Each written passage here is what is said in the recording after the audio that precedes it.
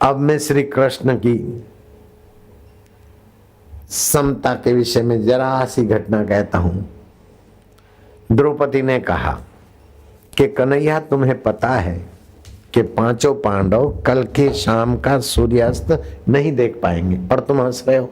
बोले पगली, दुख मुसीबत आए, प्रसन्न होगे तो सत निर्णय होगा, सद्बुद्धि आएगी।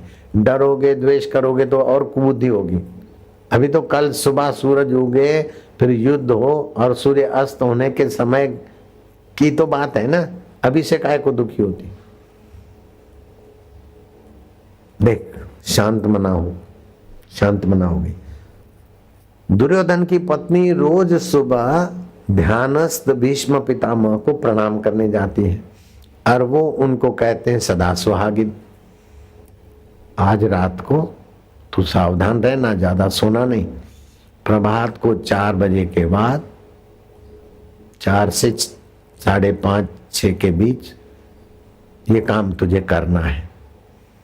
उनको प्रणाम ऐसे करना है कि उनको पता चले, चुड़ियां बुड़ियां हिला देना कि वो प्रणाम कर रही है। फिर वो तो बंद आंखों आशीर्वाद दे देते हैं। वो आशीर्वाद दे दें, बाद का मैं सारी बागडोर संभाल लूंगा। अब देखो कर्म में कुशल कैसे हैं। केवल उपदेश नहीं देते, प्रैक्टिकल है श्री कृष्ण। द्रौपदी कहीं गलती ना कर बैठे तो सुबह रास्ते पर खड़े हैं। द्रौपदी जा रही कि पगली, तू पद त्राण पहन के जा रहे हैं, वो तेरे चप्पल का आवाज, पद त्राण का आवाज सुनकर कहीं आंख खोल देंगे तो बाजी बिगड़ जाएगी। ये पद त्राण मुझे दे दे। अपने पीताम्बर में भक्ताणी के जूते संभालने वाला भगवान गॉड ये काम नहीं कर सकेंगे, अल्लाह भी नहीं करेंगे, लेकिन तुम्हारा कन्हैया ये काम करने में सकुचाता नहीं है। कैसा उदार आत्मा है, कैसा उस भगवान का भागवती प्रभाव है। भक्त के आगे मैं भक्तन को दास, भक्त मेरे मुकुटमणि।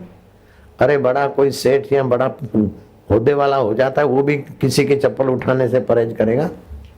है तो चप्पल उठा ले, अपने दुपट्टे में रख, बेवकूफ कहीं की। नहीं नहीं, ला मैं रखता हूं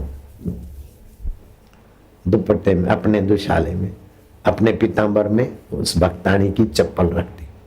अब भक्तानी गई, प्रणाम किया और हिलाया हाथ को। सदा सुहागिन, सदा पितामह, आपके मुंह में घी शक्कर, प्रभात वेला आपका वचन सत्य हो। लेकिन मुझे इस बात की चिंता होती कि कल रात को कृष्ण ने जो समझाया था फर्म, कल रात को आपने प्रतिज्ञा की थी कि 5 बाणों से 5 पांडवों को सूर्यास्त के पहले भेज दूंगा, और सूर्य उदय नहीं हुआ ऐसे प्रभात काल पितामह, चंद्रमा दिखना बंद हो जाए और सूरज उगने की वेला हो, सूरज उगा न हो, उस समय तो मंत्र जागृत होते। उस समय का वचन प्रभात वेले का आपका वचन सत्य हो।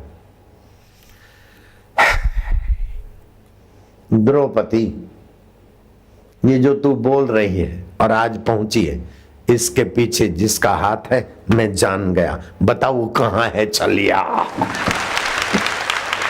कृष्ण आए, बंसी की आवाज आई, बोले आ रहे। द्रौपदी अपनी जगह जा। कृष्ण ने कहा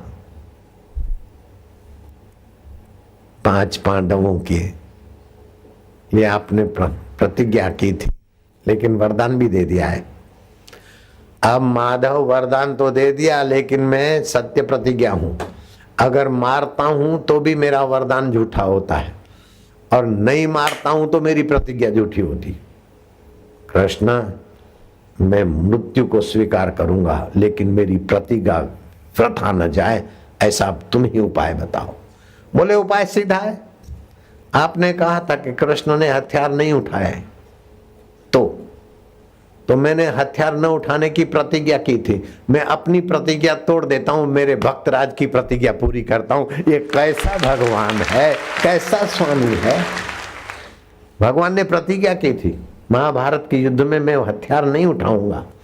अब भीष्म ने शर्त रखी थी, अगर कृष्ण ने हथियार नहीं उठाए तो अब कृष्ण ने हथियार उठाने की अपनी प्रतिज्ञा, न उठाने की प्रतिज्ञा तोड़ दी।